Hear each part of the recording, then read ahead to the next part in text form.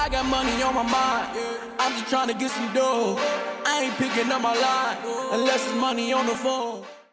Welcome, everybody, to another episode of the Black Wealth Renaissance Podcast. Your boy, David Bellard, 1/4 of the Black Wealth Renaissance, checking in with my co-host, Jalen. How you feeling, bro? What's good? It's your boy, Jalen, man. Another quarter of the Black Wealth Renaissance. I'm feeling great, man. We rocking and rolling. It's cold as hell in Texas today, man. I ain't gonna lie to y'all. It's cold. But, we in the lab, we in the booth, we working. So we got that heat, that pressure coming for y'all. Yes, indeed, man. I am ready for this episode. This is another dope episode we got coming for y'all. As you can see, if you're watching this, we got an in-person guest, great sister out of the state of New York, working in estate planning as an estate planning attorney, helping people get their stuff together. We talk about generational wealth all the time, but we don't talk about the main part of it, which is passing it down. And this is what we got this lady here to talk about. So let me introduce Miss Lillie Nkenchor. Lillie, how you doing? Good. How are you? I'm doing well. Good. I'm glad to be with you guys today. Thank you so much for coming on the show. We appreciate it. Thank you for pulling up. We always happy whenever someone pulls up on us. We appreciate it. I literally pulled up on y'all last week. I was like, what y'all doing down there? Can I come? She hit us up. She was like, yeah, I'm going to be in Houston. I heard y'all down there. Like, well, actually, we in Dallas. She said, shit, I'm in Dallas. I was like, oh, let's make it happen. Like, let's do this. Perfect. It was like the stars aligned. Just divine intervention just happening. Yes, exactly. I love it. No, I love what y'all are doing. It's my pleasure to be here. I'm happy to share with you guys and our audience whatever they need, whatever we need. Appreciate it so much. So we're going to get right into it, Lillie. Okay. So for anybody that's unfamiliar with you, the way we always kick these shows off, we want to ask you, like, how'd you get your start in the industry? Like, how did you find your way into estate planning? What even made you want to do this? Those are all very good questions. When I was in law school, tax planning and estate planning were, real talk, the only two classes that I liked. Everything else felt very jurisdictional, like, it depends on what the judge says in the 8th district and all of this stuff. I was like, what is the answer? And tax law says the answer is 11. Thank you. I could do numbers, right? Coming from a science background. So I loved it. But then the other thing that I loved about estate planning, David, was it made me feel powerful. It made me feel like, wait a minute, I just need the right paperwork and I can pass things on to my daughter and my daughter's daughter and my daughter's daughter's daughter. I just need to write it down and make sure it complies with the state law. Oh, this is great. Everyone should know about this. So I was very fortunate enough to get a job in that area out of law school. It was a funky little hybrid though. I didn't go straight to a law firm. I didn't go to a law firm, period. And I just had a conversation with a homie in the car about how the reason I did that is because the law firm sometimes can kind of like just throw you in the back and say, you do the research that none of the other attorneys want to do. And it felt very limiting. But working in the financial services industry, I get to speak, I get to write, I get to travel, I get to talk about all these estate planning concepts and do it outside of the four walls of, a cubicle in a law firm. So I started in the financial services industry and then worked my way up to having my own firm. Yeah. That's interesting. Yeah. So you went to school originally for science, you said? I did. I went to, shout out to Rutgers, New Brunswick. Thought I was going to be pre-med, but biology Same thing happened to me. I feel it. That's when you're like, oh, calculus does not like me. Okay, so let me drop this. I kept the bio. I kept the bio and I kept the public health. So I really wanted to be in that science space. And I actually went to law school to focus on health law. That was whack. And so I changed course and decided to do taxes and estate planning. Yeah. That's so interesting. Like you said, like you went from trying to be in the health. I got a question. Like, what made you choose the health side? Real talk, it was something that was ingrained in me. My mom is a nurse. My brother's a nurse. And my parents are from Nigeria. And if you know anything about... They love that medical field. Yes. A lot of West Africans, it's like doctor, nurse, pharmacist. And it's this push that's without taking into consideration, like, who is this person? What's their skill set? What did God put them here to do? It's like, I don't care about none of that. You go be a nurse. You go be a pharmacist. So pursuing sciences was more like a, let me make my parents proud type of course of action. And then law school was I think I'll be good at this. Let me try it out for myself course of action. So yeah, I definitely want to dive into that because I know that's like something a lot of people it's not just Nigerian people, like you're right. A lot of people struggle with that, like your expectations versus what your parents expect for you. So like, can you speak to what that process was like going against that grain? I had to block out a lot of people. I had to say I'm going to law school and then hang up the phone. So I couldn't get too much pushback. But yeah, for a long time, and this is no disrespect to my parents, for a long time, they just didn't understand it and weren't necessarily like the biggest cheerleaders in the world. But eventually I realized that to them and to most parents, they want you to do something that is safe so that they don't have to worry about you. They don't want to worry about you. So once I could get to a point where I could prove to them, you don't have to worry about me. They never sent me money. They never bailed me out of anything. I never got sick and needed to go home. Like I was very self-sufficient and independent. And then that's when they were able to say, okay, maybe it's not the profession we would have chosen for you, but it seems like you have a good handle on it. So we'll leave you alone. But up until that point, you have to create kind of a thick skin where you're like, I respect your opinion and I understand why you're coming from where you're coming from, but I'm going to practice being bold and live my life, not the life that you thought that I should have. It's practice. Even today, sometimes I'm afraid to call my mom because I'm prepared for a guilt trip, right? So it never goes away. You just figure out the psychology of why people are doing what they're doing, and then you start to take it less personally. And that's interesting too, though. Like the fact that you are still going into the field of law, that they didn't see it as secure as the medical field. My mom specifically didn't see it as secure because, as most people, and especially people outside of the US, law is a white male field. And she was concerned that her Black daughter would not get clients. They would not hire me. A law firm wouldn't hire me.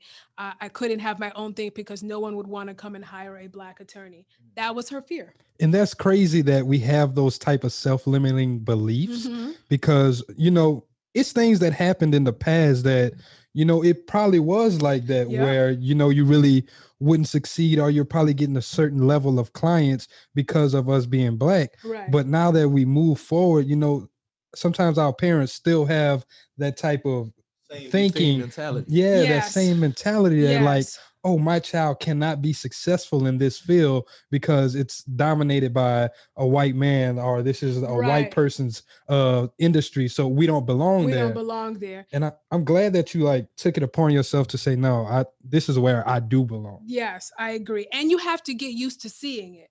Like nobody imagined a Black president until President Barack Obama, right? That's a fact. My mom now doesn't think that being an attorney is a wild concept because she has her daughter who does it. You have to see it. So something could be happening in the environment, but if you don't see it with your own two eyes consistently in your community, you don't even think that it's an option. And I don't think my family just thought it was an option, not because they didn't think I was smart, but because they didn't see it happening anywhere around it.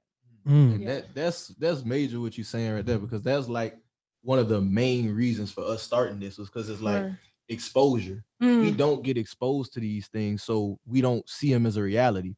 So like conversations like the ones we're having right now, it kind of helps turn those gears in people's minds. Like, no, like, look, just because this and this don't mean you can't do whatever you did. It goes back to, like you said, having that thick skin and really having that ability to bet on yourself and hold on to your vision.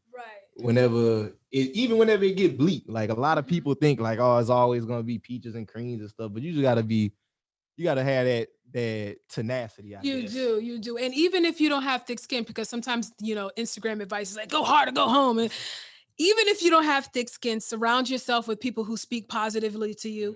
Get in the habit of, when you feel like you're about to be down on yourself, what's a trick? What's a coping mechanism? What's something you can do to turn the story around? Because it's okay if you're sensitive. It's okay if it hurts your feelings. But how do you manage those emotions and don't absorb them?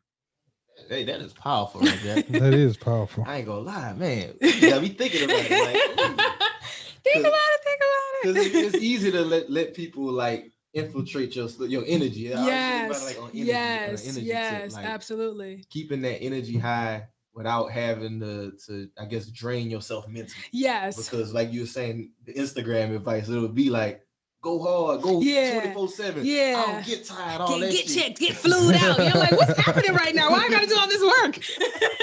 You gotta take that time to like really, get your mental together. Because you ain't gonna hit no next level if you sitting here struggling with all these thoughts. Yeah. And figure out what practice works for you. Me, 20 minutes in the morning meditation works for me.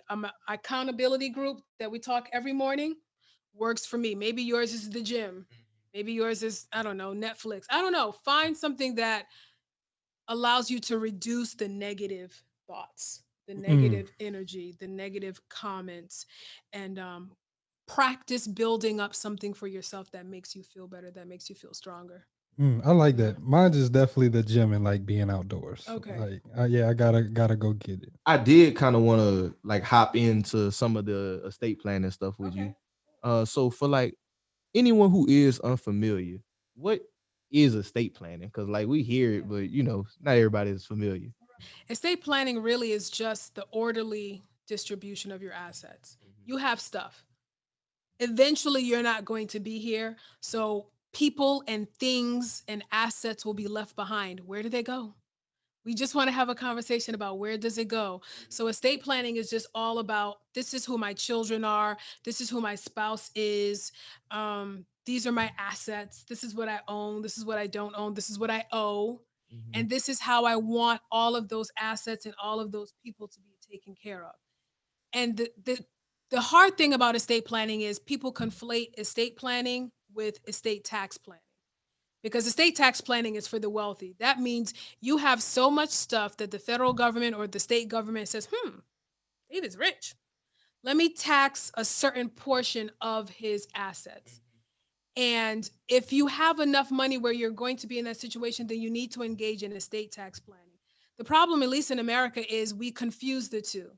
And people think because I'm not wealthy, I don't need to do estate planning. But estate planning is for everyone because, like I said, it's just the orderly distribution of your assets. Estate tax planning is for the wealthy. So I tell persons, don't get caught up in the value of your assets.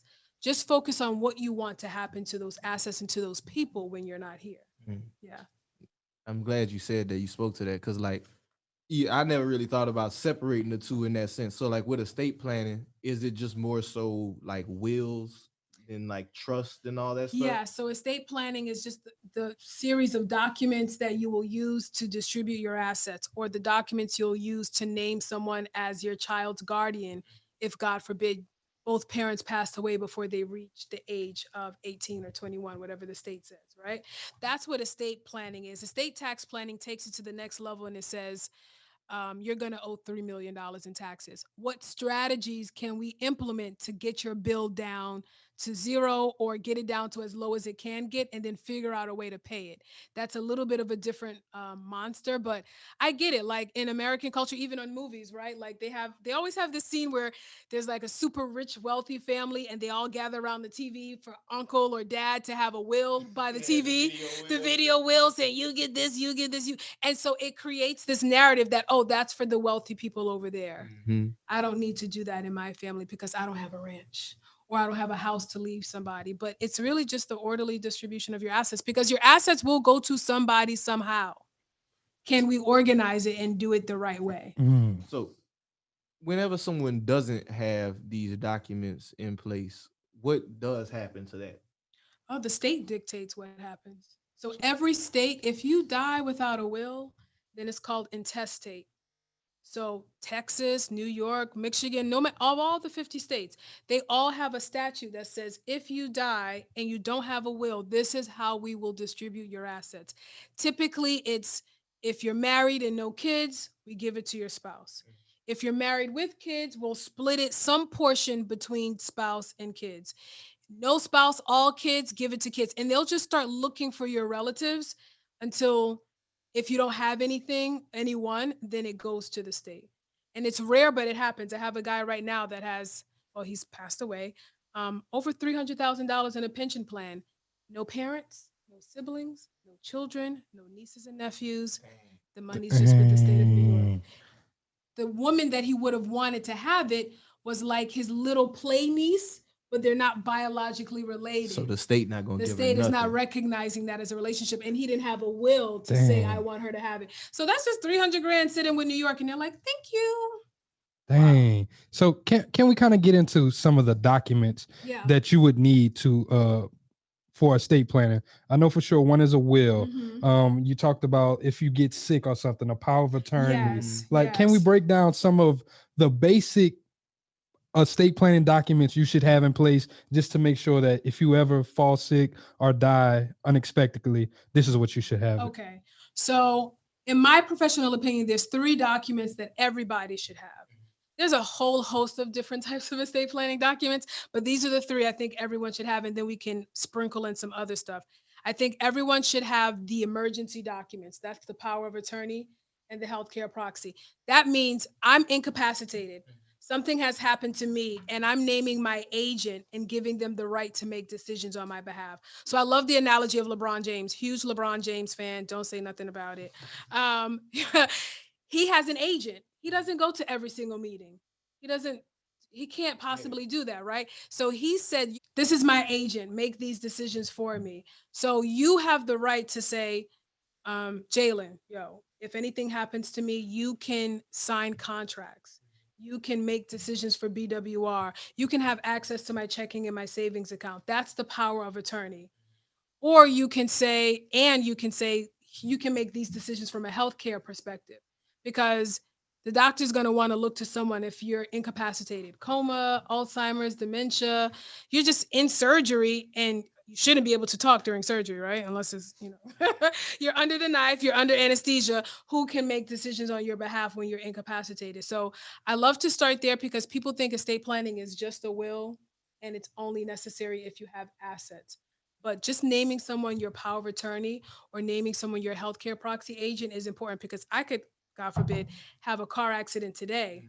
I'm not dead. I'll probably recover, but I need someone to come in and say, to just act as my healthcare advocate, essentially. So in that situation, if someone were to like get an accident and they would need a power of attorney for a specific period of time until they recover, is there a difference between just that and like another? Because I've seen something like along the lines of like durable power of attorney versus the springing. So durable means that power starts right now. So if you're the principal, the person who's creating the document, if the power of attorney is the principal, I can be your agent. So the moment we both sign this, it's notarized, it's witnessed, I have the power to do everything that's in that document right now. Like I can go to your bank right now. Durable means right away the power starts. The pros of that is I don't have to prove that you're incapacitated. See, with the springing, you might say, Lil, you only get that authority after I become incapacitated. Well, now I got to go to the court and get different doctors' opinions to prove that he's incapacitated. That takes time. What if I need to start making decisions for you really quickly? The durable power of attorney allows me to do that right away, but it's super powerful. So you need to make sure you trust me. Yeah, you can't. I was just about to say, man, you better make sure you trust that person. Choose well, and these are all flexible documents. So if you and I have a falling out, or I tell you, listen, I'm moving to Timbuktu, literally, and I don't think I can do that for you all the way across the earth, then just change it. All of this can be changed. Okay, I guess that was another part of it too. Yeah. Like I figured like with durable power of attorney, it may have been like once you do this, like since you're legally giving them the right to be your representative, they would have to be the person to go to the court. Oh no, that's too much. That's a lot. I didn't say you could do all of that. No, give them the authority to make decisions for you while you're incapacitated. You trust this person, so you give me that power. You know I'm not going to your checking account right now. I'll only go there if I absolutely have to. You're incapacitated. Your landlord's like, I'm sorry to hear that. Where is his rent check? I don't want to pay it out of my account, so I can go to your account and pay it, right? It's that type of stuff. And I always tell people, even if you don't want to do it for yourself, think about your parents. A lot of us will be responsible for caring for our parents and our grandparents. do you have the authority to make that decision for your mom, for your dad? You can't just go up in there and say, well, that's my mom. I can have access to her checking account. Bank of America don't care about that. No, yeah. Where's the power? Where's the power? Exactly. Show me the paperwork. Show exactly legal paperwork. And even then they'll scrutinize it with the microscope because they don't want to be sued and have mom say, you shouldn't have allowed my daughter to take my money out of my checking account. So they're going to scrutinize it as well. So that's important to have. And the other thing that people forget is this document is only powerful as long as the principal is alive. So I can only be your agent as long as you're alive. When you pass away, I don't have any authority. And it's not uncommon for people to come to me and say, I have my mom's power of attorney and her bank is not allowing me to do it. I was like, oh, okay, where's your mom? She died 3 months ago. Well, that's why they're not letting you. Your power's gone. Then you need to go to the will. So there's levels to this. Yeah. So power of attorney is the first document you would have in place. So is the next level the will, or what's the next level? Power of attorney, healthcare proxy. I would start with those two simultaneously. No need to like split it up and all of that. So what's a healthcare proxy? That's just like you said, if I'm incapacitated, I'm under the knife. Right. Maybe, God forbid, they got to pull a plug. Right. That's the person that they're looking for. Yeah. So the power of attorney, you're giving the agent to make legal and financial decisions for you. And the healthcare proxy is you're giving that agent the authority to make medical decisions for you. It could be the same person, or if you want to split it up, you can do that. But power of attorney, the legal, the paperwork, the money, healthcare proxy, all things related to your health. Okay. For the most part. Yeah. Well, thank you for that explanation. The third document is the will. Yes. So for wills, like, do you have to go to an attorney? Because I mean, we just kind of talked on that the video will idea. Yes. do you always have to go through an attorney for a will to be considered like legal? No, you don't. You can create your own will. You can get it from all these services online who will be named, will remain nameless. The pros and cons, listen, if you're really, really strapped for money or really, really strapped for time and you want to go on such and such.com and get a will, you can do that. As long as it's signed, as long as it's witnessed, as long as there's a notary, it's still valid. So I'm not going to tell people not to do that because that's better than nothing. But the downside of that is it's a software system. So it's assuming the user knows what they're doing. It's like me going on to TurboTax and I'm just following the prompts. I'm like, I hope I'm following the prompts, right? Yeah. I hope this refund is real. So I hope I don't be in jail Friday. That wasn't on my agenda to go to jail this week. Let's hope everything works out. So there's a bit of user error. As your life and your dynamics change and your needs change, you still have an old stale document. The .com website is not going to email you 5 years from now. It's time to renew your document. Probably not, right? And then as the law changes in your jurisdiction, you don't know because that's not your area of expertise. Like maybe there's some new aviation law in Arlington that just passed. I don't know that. I'm not in aviation. So I suggest working with someone who lives with, not literally lives with you, but they know what's going on with you. They have a relationship with you. They can make changes. They can say, oh, you got married. Oh, you got divorced. Oh, you bought your second property. Oh, you started this business. Oh, you sold this business. They can let you know how the laws have changed. They have a relationship with you and your family so that after you pass away, they can come to you to help do the next phase because there's estate planning while we're alive and we're getting all the paperwork together. And then there's estate administration after you've passed. Now let's do what the documents tell us to do. That's a whole nother beast. Yeah. So having someone who was there from the beginning, I know it's not perfect. It doesn't always happen that way, but it makes it easier. Makes it a whole lot easier if you got a person that you can refer to instead of a dang computer generated piece of paper. Exactly. So what you got? I was just about to ask about the written out part because you said you can also write it out, correct? It depends upon the state that you're in. So that's called a holographic will. Not every state recognizes holographic wills. So you'd have to look up in your state if they allow that. If they do, you could do it, but I still wouldn't recommend it. But yeah, there's some, not a lot of handful of states do that. Some states will be like, oh, if you're on your literal deathbed, we'll allow you to do that. But it's not the most common way. Sound like some Louisiana would say. Yeah, that's 20, 40 years behind everything. Louisiana probably still letting it rock. But like you can put it in the sand, write it here with your finger. No, for real. Just sign real here. Write it in sugar cane. Lillie, you just mentioned estate administration before that. So with estate administration, as you having the attorney in place and all that, and you talked earlier on the interstate part, where does the probate courts fit into this? That is a great question. That's the administration part. So think of estate in two parts. The estate planning, we're getting everything together. We're alive, we're healthy, we're putting together the documents. I'm making sure the documents do exactly what you want it to do. The estate administration is, okay, unfortunately now this person has passed away. We need to take this will to the probate court. Probate is just the process of proving that this will is valid. The court's looking at it to make sure, was he coerced? Do we have proof that this is his signature?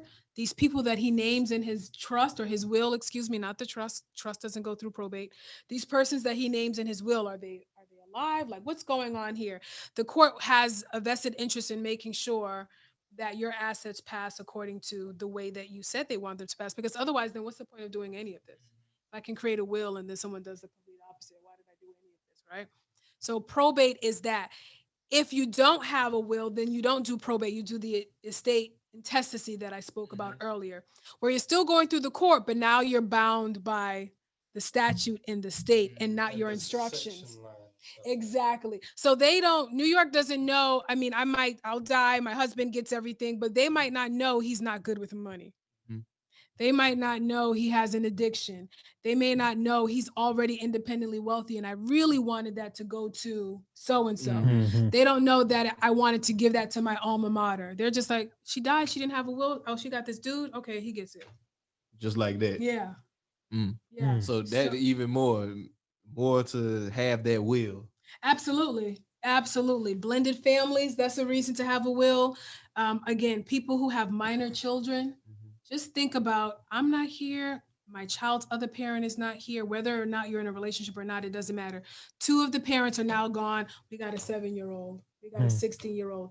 That whole, like, my mom will take care of them. You don't know that. I tell people all the time, death and money changes things very, very quickly. So who takes care of your child? Who gets your home? All these people single and balling, I got my condo. Okay, if you're not married and you don't have kids, who gets that? Just, you don't have to be wealthy to have these conversations. And that's very, very interesting. Even like you said, like, even if you up and coming and you still got this money, like someone else can benefit from it. Even like you said, your schools, like maybe you were a person who grew up in a homeless shelter and you might have like a homeless shelter you want to donate to or something like that. So that's very, very interesting to think of it that way. I never really thought of it like that. It comes in handy. I have a client right now who's she's leaving quite a bit of money to all these pet organizations, and I'm like, ma'am, are you sure? to the what? To the Squirrel Society? I hope she's not leaving it to the Squirrel Society. You want to leave how much to the Squirrel Society? But guess what? She has every right to do that. Because it's her money. Because it's her money. And she putting it on paper. And she's like, my kids ain't been doing shit, so I'm going to give it to this cat society. I'm going to give it to the squirrel. Give it to the squirrel. They're going to be hurt whatever. Actually, she's looking to adopt somebody. I call her every week, every day. But she has the right to do it. She has the right to do it. And I mentioned earlier about how, remember, everything you own will eventually be owned by somebody else. I used to live in Jersey. And there was a really nice area in New Jersey called Montclair.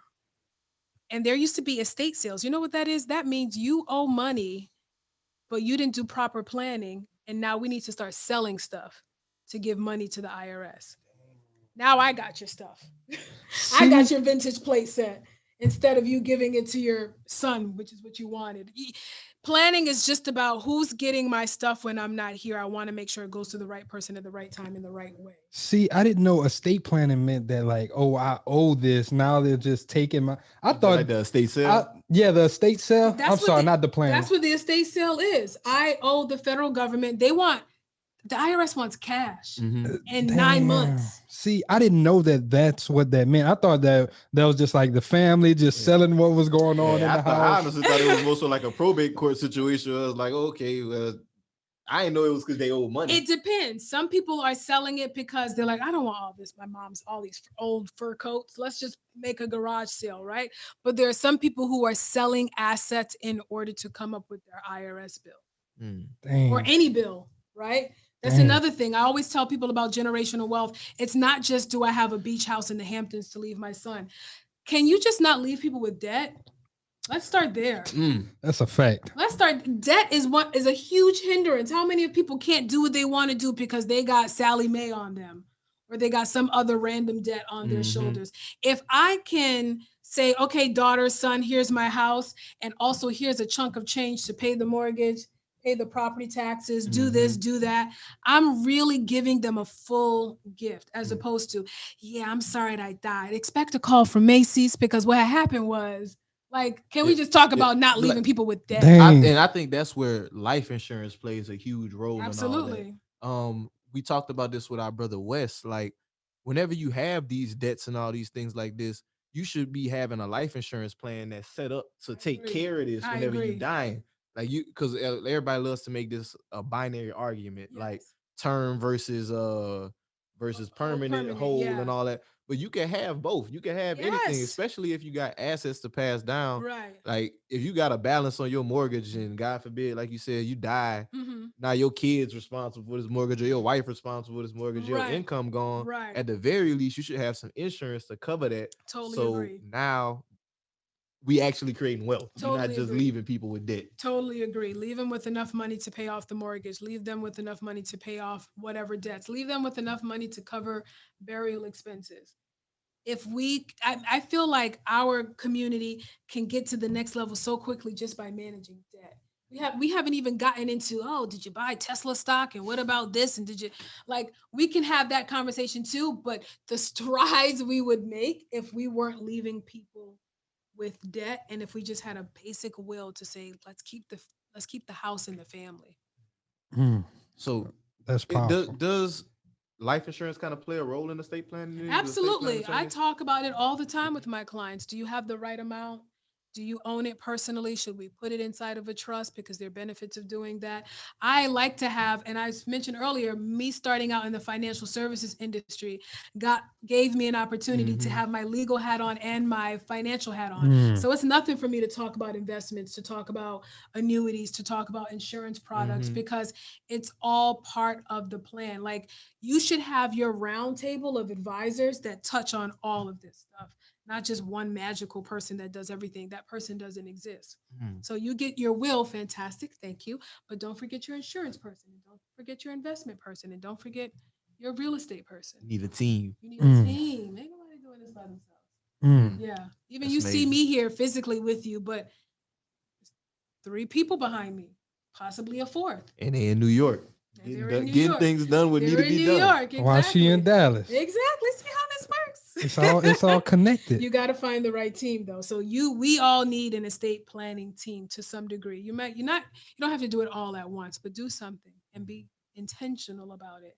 Wealth is very intentional. That's what I learned in my financial life background. The wealthy clients who were coming to me, they didn't just find it in the dumpster. It was very intentional. The way they grew it, the way they spoke about it, the way they passed it on to the next generation. So we have to be intentional as well. I love that. I love that quote. I think that's going to be the name of your episode. Wealth is intentional. That's hard. Yeah. That's hard. Yeah. And you kind of touched on the trust twice. And you already know I got to ask because I'm interested. I know you said, if you're not super rich, you might not need this, but still we might have some people who might need these trusts. So what's the benefit of having a trust versus a will?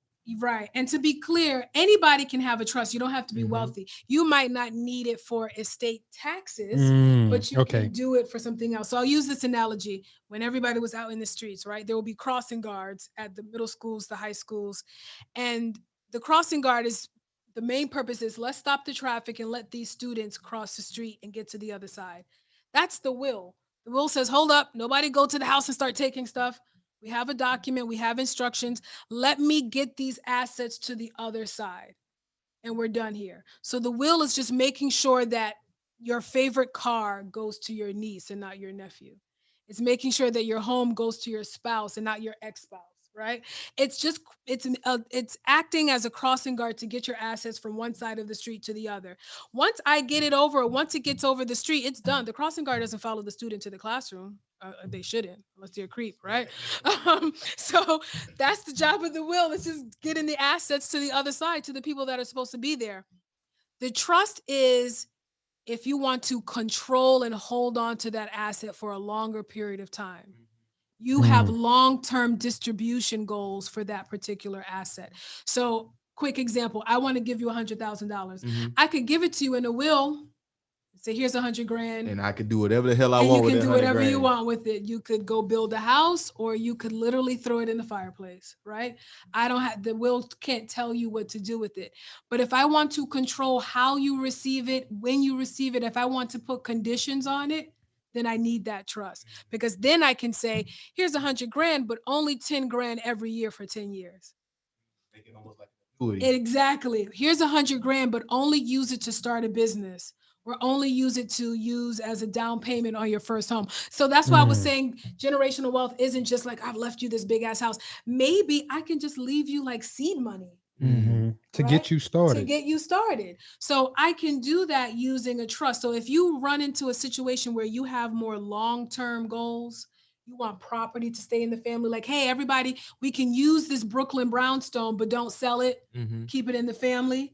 That's where you use the trust. So the trust allows you to hold assets and have more long-term distribution language, whereas the will is, here's your $100,000, we're done here. Because you want the will process, that probate process, to be as fast and quick as possible. Yeah. So with trust are recognized as their own legal entities. Are they taxed differently than like people? They are not taxed differently, but they're just taxed at the highest tax bracket. Once there's about $2,000 of income in there, it's all the way up at that 39 or 37% high bracket that it is right now. Sheesh. So it's taxed like an individual is just taxed like the wealthiest individual. Yeah. So if you broke, that's not the best option if you ain't got a lot of money in there. If you're keeping the money inside the trust, then if you're generating income, so let's say I have a rental property in there and it kicks off 5 Gs every month. If I keep the 5 Gs in the trust, then the trust has to pay the 37 or the 39% on the 5 Gs. But if I tell the trust to distribute it to y'all and you're in the 25% tax bracket, then you pay the taxes. So you want to distribute it to the trust beneficiaries because they're more likely in a lower tax bracket. Versus keeping it inside the trust and having the trust paid at the higher tax bracket. It all depends upon what asset we're talking about, but that's the general rule. Gotcha. Yeah. Okay. And so, what you got? I just want to go into like revocable versus irrevocable trust also, because I know there's two different types of them. So what's the difference with those two, and how would you apply each type? Got it. You know, the best way to describe it is, firstly, there's a bunch of trusts, like all sorts of acronyms. There's a SLAT, there's a SPAT, there's an IDGIT, and they all, IDGIT, exactly. And they all either fall under the revocable umbrella or the irrevocable. And the main difference is irrevocable can't be changed, generally. Once you set it and forget it, it's done. You can't go back in there and say, oh, I need to change the beneficiaries. Oh, just let me hold a couple of dollars from there. Like, you have to set it and forget it. The reason people will do that is typically going to be those wealthy persons who owe estate taxes, right? Because here's the general rule. If you don't own it, they can't tax it. That's that quote, own nothing, control everything. Yes, exactly. If you don't own it, they can't tax it. So if, let's say this is $1 million and the IRS was like, ooh, we see Lillie's $1 million. We can't wait till she dies because then we'll tax that at 40%, right? Sheesh. If I put this into a trust, then I can say, you can't. I don't got that. Ain't mine. That's like putting in your mom's name. That's But mine. They can still tax it at the 39%, right? No. Because then you distribute to the beneficiaries? Yeah, because it depends on what's in here. So that's a great question. If my $1 million is invested in the trust and it's earning income, then yes, they're taxing the income. But we're not taxing the $1 million that I put in there because it had already been taxed when I owned it, right? Okay, I got you. So it can't, I got you. Okay, so with the irrevocable, I'm gonna do that because this is, you mentioned earlier about it being a separate entity. This trust is its own separate tax entity. So we'll actually use the cup as the example and then like the tea in there as my assets. This is its own holding company. It has its own tax ID number and everything. So whatever I put in here and I put the lid on it, it no longer belongs to me. Why would I do that? I'm going to do that because I owe estate taxes and I want to start putting money in here. Why would I do that? I might get sued one day. Like gynecologists have high lawsuit rates. So I might want to put assets in there so that I'm not sued. There's all sorts of reasons why I would want to protect what's in this trust. The irrevocable means I do it, I put a lid on it, and I can't go in there anymore.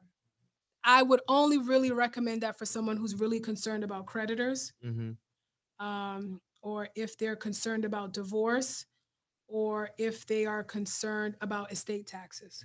They're wealthy enough to owe estate taxes, then we can start talking about the irrevocable trust. Other than that, you can use a revocable trust, which accomplishes the same thing, except it's not a separate entity from you. The IRS still looks at you as if you still own what's inside that revocable trust. Got you. Okay, so I always was wondering what the difference was. And the revocable trust, you can always go in and change it. Yes, and you can always make changes. So what happens to revocable trust after someone dies? Then it becomes irrevocable. Ah, Right. Okay. Because you've died now and you can't make changes to it. Only you who created it can make changes. So just some terminology. The person who creates the trust is a grantor.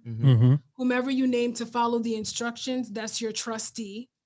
And whoever benefits from the trust is the beneficiary. So grantor, trustee, beneficiary. Once the grantor passes away and it's a revocable trust, then it becomes irrevocable. It's locked. There's nothing to do. All the trustee has to do at that point is just follow the instructions that are in there. So I have another question. What happens if the trustee dies? You should have a backup trustee. Okay. I always ask my clients to name a successor. Some of them name one backup, some of them name two backups. Especially if you're an older client and all your family, your friends are older, you all might start passing away around the same time. So try to look for a younger trustee because statistically speaking, they should outlive you and they'll be there even after you pass away. And this is the way that some of the old money, like the Rockefellers and the Waltons, were able to pass down their wealth. Oh yeah, absolutely. Like well beyond. Yes. There's the Waltons. Walmart's in a trust, right? Yeah, they use these documents. There's a book. Don't quote me on it. It's something about like what would the Rockefellers do? Insurance. They use life insurance. There's a requirement that these Rockefellers purchase life insurance and put it inside the trust. Wow. You can put your insurance policy in the trust, Yes, like as the trust can be the beneficiary of your insurance policy. Wow. That's a whole different game. It's a whole different game. It's not uncommon for a client to say, okay, I got this $1 million policy.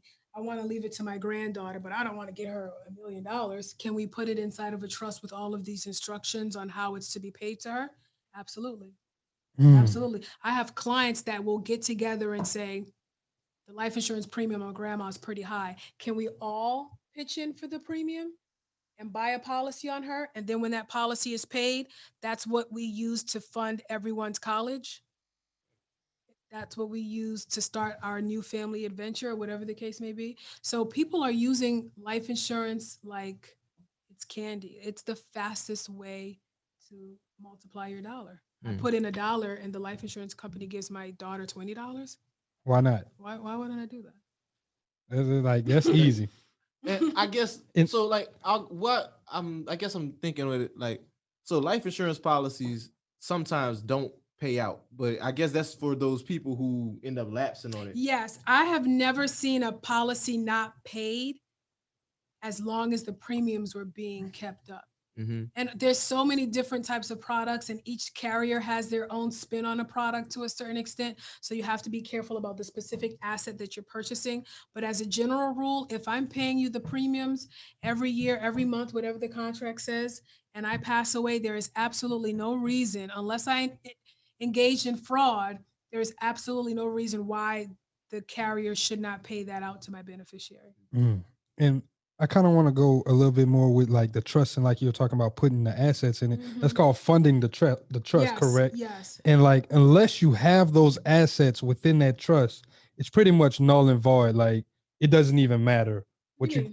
So like, let's say you got the trust set up, and you might have a home, and you might say, okay, whenever I die, I want this home to stay within the family. Yeah. If that's not within the trust, does it still?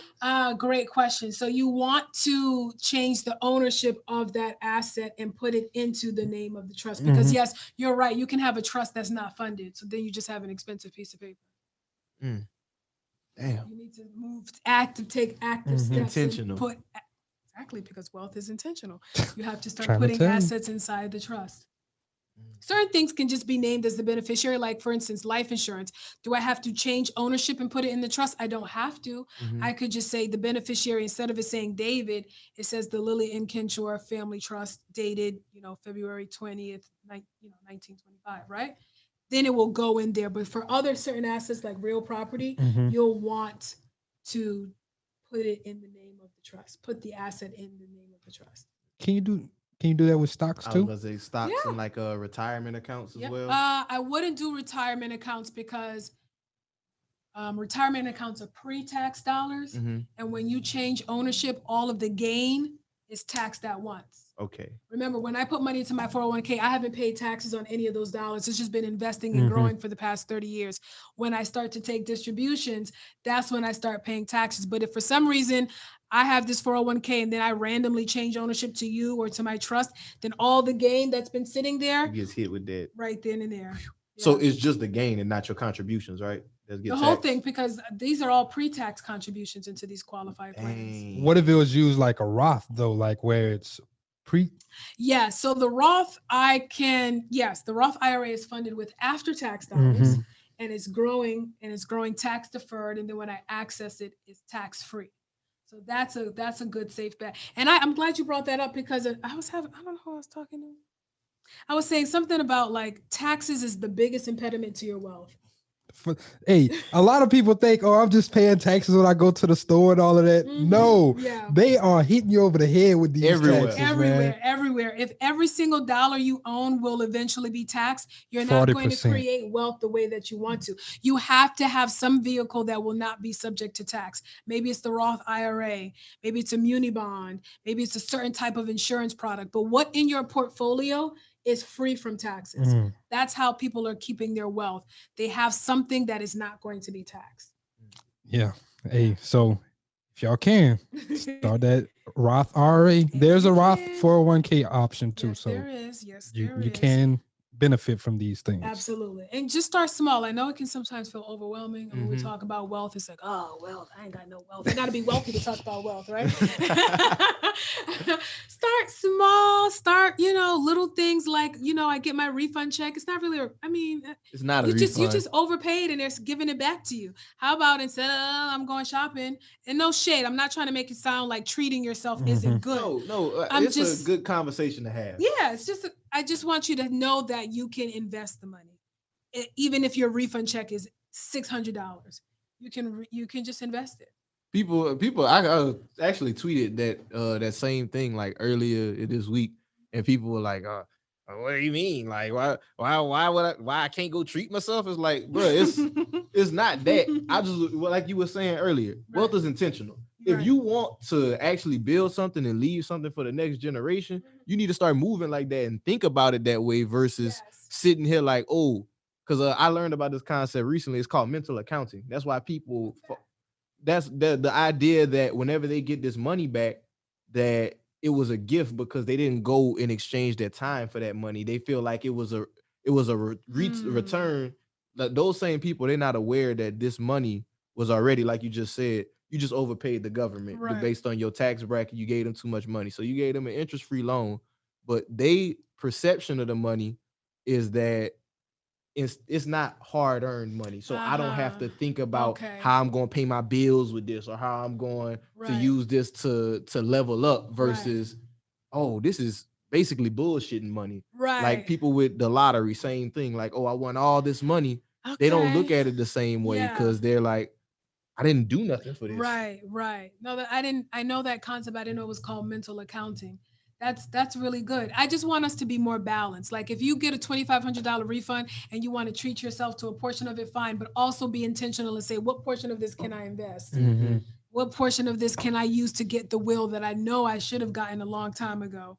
That's all. Go ahead and do something nice for yourself, but also be intentional about the other aspects of your life. And I gotta say this because we speaking on investing. I always want people to think with this first too. Like that statistic, 78% of people live in paycheck to paycheck. A bunch of people don't have an emergency fund. You get that refund, that should be your first priority in my head. Like if you don't have at least $1,000, $2,000 saved up, put a little something in there. Like you said, still treat yourself. Right. But like maybe you want to look at paying down some debt, or maybe you want to look at saving up some of that money, because like we can't enjoy the fruits of our investments if we sitting here and like we got all this debt whenever we die. Now we gotta, like you were talking about earlier, just passing this shit down versus like you taking care of your priorities whenever you were here. No, that's a good point. I love that 78%.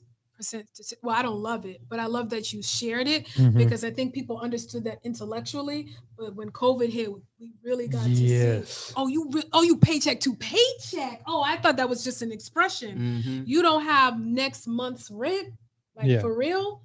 People got to see that over the past almost year now. Can you believe it? That's really that is the craziest part. That it's almost been a year that we've been dealing with this. Yeah, I remember March came. I was like, I'm sorry, you don't want me to come to work? Oh, okay. I was hurt then. I was that we hopped into full-time entrepreneurship right before the pandemic. I was a teacher. The pandemic did as well. You know, our business took off. It was crazy. We had the best year ever. But like I was hurt because I was a school teacher prior to this.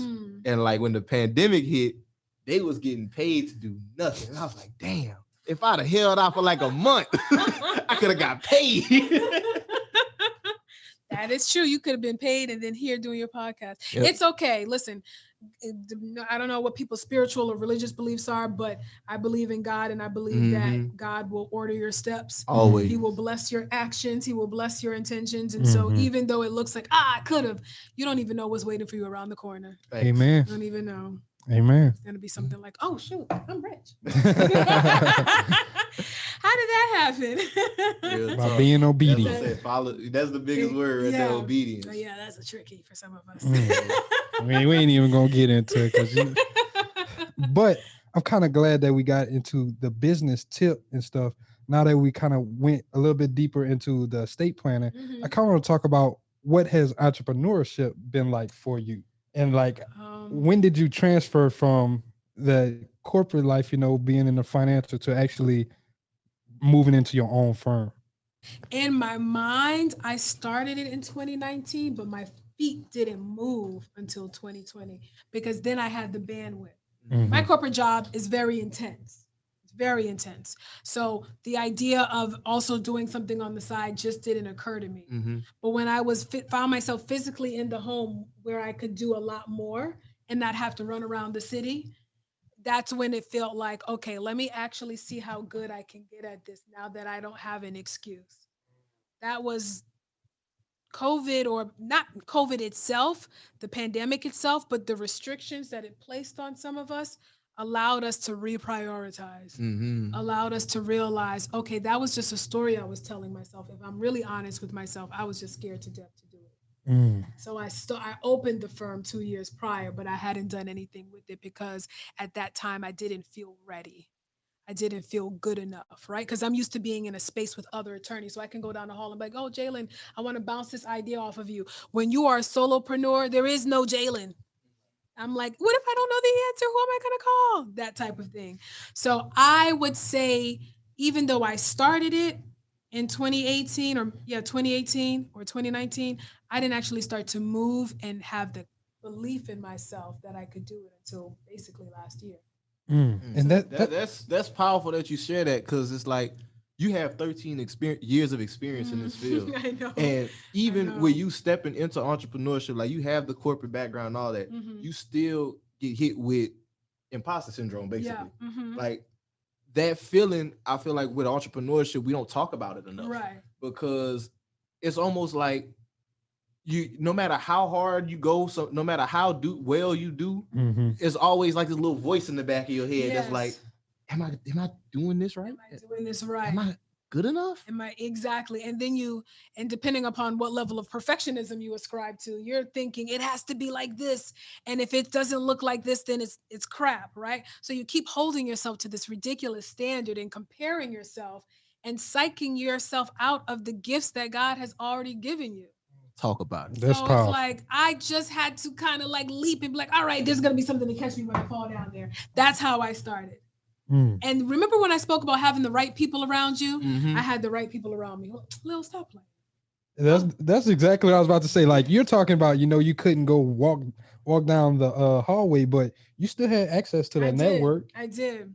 They probably wasn't down the hallway, but you could pick up the phone and call them. And I didn't know that I had to imagine something differently for myself. So you know how like my mom was scared to death because she didn't think people would hire a Black woman? That was because that's what she saw. I was scared for myself because I had never been trained to think like an entrepreneur. So I had to get over that self-limiting belief as well. Once I realized, oh, these people are just kind of winging it too. I can wing it. Hey, that's what that's the essence of entrepreneurship. Figure it out. That's the truth. I'm pretty sure Jeff Bezos probably like, he's like, I wonder when they gonna figure out. I don't know what the hell going on. He's like, this turned out better than I thought. Okay, I was just selling books in the beginning. So yeah, I mean, that's not to say you shouldn't be tight and know your stuff. It's just to say remove that spirit of insecurity or have a way to manage it. You're never going to remove it. Have a way to manage that energy or that spirit of insecurity, because that will hold you back from your greatness if you keep thinking I'm not good enough. Yeah. So can I ask you a question? What was the most difficult thing once you really got started in 2020? What was one of the things where you're like, oh, I'm in here. I didn't jump off the deep end. For me, because I was doing both jobs, it was juggling both jobs. Like I said, the corporate job was demanding. It wasn't like I was building a firm and then also working at like something really easy. Yeah. They were both really difficult. So feeling of dropping the ball, if you drop the ball once in a while and you know it's okay. I had this constant feeling that I was dropping all the balls. All the balls were on the floor. And I was just trying to gather it up and hope nobody noticed. I had that feeling all the time. That's when I knew, I'm really in here because I'm responsible for people's estate plan. Parents are calling me. People are telling me their stories. I got to go to court virtually. That's when I felt like, and the very pointed thing was a client reached out to me to be guardian of his mother who was dealing with Alzheimer's. So she can't do anything for herself. And I went to court and I advocated on his behalf and I got him the guardianship. And the way he was so appreciative, I was just like, oh, I did good today. That's how I felt. I was like, I did good today. Yay. That's when I was like, oh, I'm in here. You can't tell me nothing now because I'm doing God's work. I love it. Yeah. That's beautiful. So with entrepreneurship, I know you mentioned your team a little bit earlier. How has that process been? Because we love to talk about building teams on and expanding. Yeah, that was tough. I learned the hard way. That's when I realized, oh, you can't do all of this by yourself. Because even when you see a successful business, it's not one person. You're gonna have to cap out. I was seeing something recently about like if you're trying to make $200, $300, $500,000 a year, you can't do that on your own unless you just have like a what is those things when people just kind of like sell drop shipping?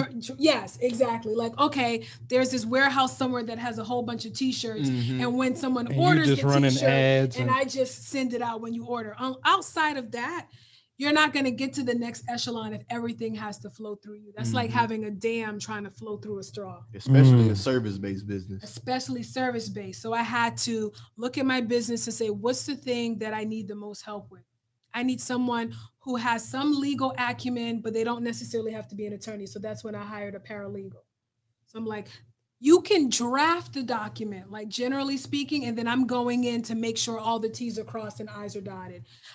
These clients want to talk to you all the time, which is fantastic, but I can't talk to them all the time. I need someone else to answer the phones. That's when the intern came in. Then I needed someone else to respond to emails and set up calendar invitations and call people back and mail the documents to their house after I created it. That's when the admin came in. So it's me going through the process and recognizing where I'm not strong. It's okay to say, you know what, I suck at ABC. I'm going to find a who Right. There we go. I'm gonna find a who. Instead of me trying to figure out, I need to take another class to learn data processing with Excel sheets. Find someone who knows how to do it. They already took the class. Cut They already the took learning the curve and the class. process down a lot. Exactly, because the truth is, I don't want to learn it. I just want the benefits of it. So let me get someone who already learned it so I can get the benefits of it. So it was trial and error in realizing I need someone to take care of this. I need someone to take care of that. I trust you. You have to know how to delegate, because I hired these people and I still wasn't giving them the work because I was used to doing it myself. So one day I was just like, you have an admin. Why have you not called her to tell her to do this stuff? She's probably waiting for you, wondering why you're not using her yet. I was still in the Lone Ranger mentality. So you can hire these people, but you have to practice delegating. You have to practice training them, and you have to practice correcting them. If you're not training your team and you're looking at them while they're looking at you, and I just hired a bunch of people for no reason. Talk about it. I have to be able to train you on how I want things to be done and be as specific and anal as you want to be. It's your business. But you have to train them. And then when you train them, you have to let them go, which means they will make mistakes. And that is okay. Because you're going to make mistakes too. Because I'm not hiring robots. I'm hiring other human beings who will make mistakes. And you have to let them know that it is okay to make mistakes too. Because sometimes, people, they're like, oh man, I don't want to. It's okay to make mistakes. Like, it's a part of growing. Right. And I definitely agree with you on with that. Like, just let them go. Let them be. Go. Yeah. Someone on my team made a mistake and it cost $1,200. I was like, Oh. But I was like, it's okay. It's $1,200. We'll get it back. I'll get it out of your paycheck if it don't come back. Hey, that's one of the. That's how this comes back. That's how that correction. That's how you correct. That's the how you mistakes correct. for You real. won't be making that mistake again. Yeah, so, but you're gonna think about it. You have to let them do their thing. And I like collaboration, so it's nothing for me to go to my team and say, "I'm thinking we should add this new thing to our practice. What do y'all think?" And go back and forth. That's just my style. So figure out what your style is, your team style. You're creating a tribe. Visualization might be a strong word, but I replay in my mind the life that I want to have. And a tribe is part of that. So it's, to me, not surprising that I have 3 team members. Like, I visualize, I think about, daydream about, whatever you want to call it, how my life is going to look and feel. I love it. Yeah.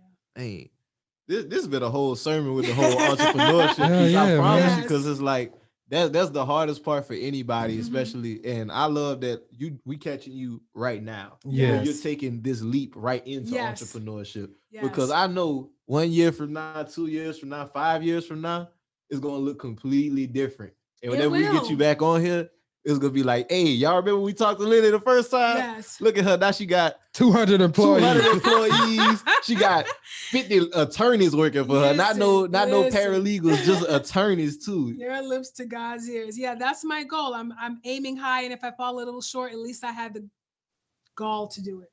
That's all. I just want us to have this information. I just got to a point where I was just like, okay, you got a lot of knowledge.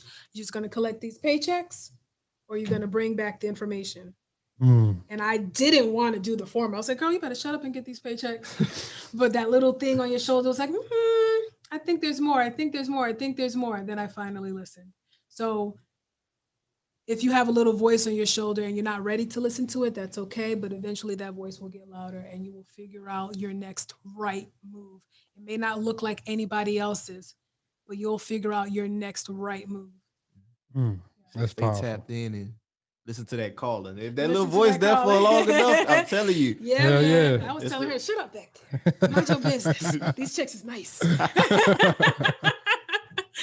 But she was like, yeah, they're nice, but I think there's something more rewarding out there. Take a chance on yourself. Never have you taken a chance on yourself. You did everything by the book. Go ahead and take a chance on yourself. And I was like, all right, I want to be able to write a dope story. Let me take a chance on myself. Hey, I love it. It's gonna be a dope story too. Thank you. Lillie, we're gonna go ahead. We're gonna pivot into the last segment of the show. So we're gonna do what's on your timeline. So I want to ask you, what's something you've seen on social media, the news, anywhere that you just want to speak on? Could be anything that stood out to you. It could even be a recent law change on aviation in Arlington. I don't know about aviation. What's something that I saw on timeline recently? Oh, It was a post. I can't remember the specifics of it, but it was something about being gentle with yourself. Mm. And it caused me to pause because I am very hard on myself. I know that. I am, and I didn't know that until COVID. People told me that, but I used to be like, girl, shut up. You got to be hard on yourself. That's how you hustle. That's how you successful. I'm out here heavy, right? Not until COVID happened did I realize, oh, you beat yourself up a lot. You need to let a lot of that go. That pursuit of perfection, you need to let that go. So when I saw this on my timeline, it was something about like, you can be great, you can go hard, and you can be gentle with yourself. I like that. Everything doesn't have to be binary. It doesn't have to be you're Black and white. lazy or work hard. Like I can work hard and be gentle with myself. I can work hard and take rest periods. I can work hard and still tell my clients, no, not today. So that just reminded me to be gentle with myself because I can go hard and run myself into the ground and then 2 weeks be like, why my hair falling out? Girl, because you haven't slept in 3 weeks. That's why. So I try to be gentle with myself. I like Balance. that. I like that. I don't know about balance because balance makes it seem like it's like this. I aim for counterbalance. So if my life is, because balance makes it seem like you're not going to have equal. Yes. There's going to be a time in your life when you have to go hard in your business and people are just going to have to understand you are not coming to their baby shower. I will send you this gift and that's what it's going to be. It's I see you whenever they come in. Yeah, I'll go baby hard gonna for be your there. business. That baby's going to be there, right? But then there's going to be other times when you tell your clients, I can't come to this meeting. We're growing a family together or something else is happening. You just have to look at it and be like, I think I'm skewed a little too heavy towards this right now. Let me add in a little bit more. But it's okay to be like going hard for your family or going hard for your business or going hard for relaxation. Balance to me is like, am I doing the thing that I want to do in this moment? If I'm doing the thing that I want to do, then I'm okay. And if that means I can't come to your baby shower, I'm okay with that too. I like that. Yeah. I like how you look at it like that. Yeah, it's like balance. Balance. I ain't got no balance. I'm never gonna have balance. I'm never gonna have balance because you're always gonna see me going hard for something. It's not gonna. Whether it's relaxing or going hard in working. Exactly. So that's my definition of trying to have a counterbalance. That's all. I like the analogy with that. Yeah. And I got one more question for you. I want to know, what's your why? Why are you doing this? What makes you tick? What makes you so fierce and not afraid now? Why am I doing this? It might not be the right answer right now, but I feel obligated to do it. I just have this sense of obligation because of everything that I've learned and everything that I've seen. I feel like I should be sharing it with other people. Like just to keep it, to collect a paycheck doesn't make sense anymore. And I don't see a lot of people who look like me talking in this way about these concepts. So I feel obligated to do it right now. And not in like a, oh, woe is me. It excites me to do it. So I'm doing what I'm doing because I feel like who else? Who's going to do it? You have to do it. You've been collecting all of this information for all of these years. You weren't doing it. You weren't collecting that information just for yourself. So that's what I'm doing, why I'm doing it. That's powerful. I love that. I really do. And I want you to know that it's appreciated. I know our audience going to appreciate this one. You. They definitely, I feel like they're going to be blowing up your inbox after this one. Go ahead. It's going to be, this is a good one. This has been a great episode. Thank you. So Lillie. I thought it was fantastic. Thank y'all for doing what you I enjoyed it. Thank you for coming kick it with us. You're welcome. Pulling up on us. Anytime, y'all let me know when you want to do it again. Oh, for sure. So for our audience though, for anybody that wants to follow you or they want to get in follow up, with you and get with your services, are you licensed in all 50 states? No. I'm licensed in New York, New Jersey, DC, and I'm working on Maryland. Then I'll work on North Carolina. Then I'll work on Georgia. Because my vision is let me be a premier firm on the East Coast where all of our Black people are hanging out right now, right? But you can find me on Instagram, Lillie_Nkenchor_PC. So it's my first name _ last name _PC.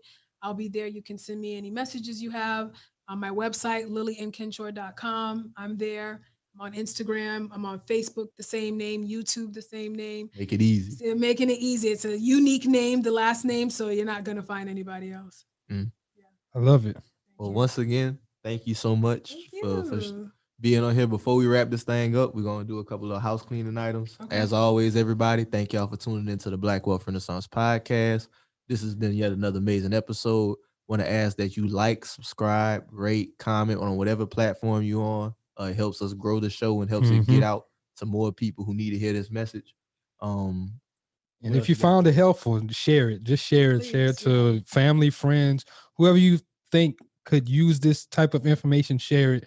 If it's just your first time listening to us, thank you for tapping that button, hitting the play button. We hope that you enjoyed this. If you've been rocking with us, thank you for being a part of our family. Y'all know our goal for this year. We're trying to get to 20,000+ listeners every week on the pod. Nice. We know y'all can help us. So y'all please help us grow, family, and just be in store for this great year that we got. Yes, indeed. And on that note, this is Black Wealth Renaissance signing out. Peace. I got money on my mind. I'm just trying to get some dough. I ain't picking up my line unless it's money on the phone.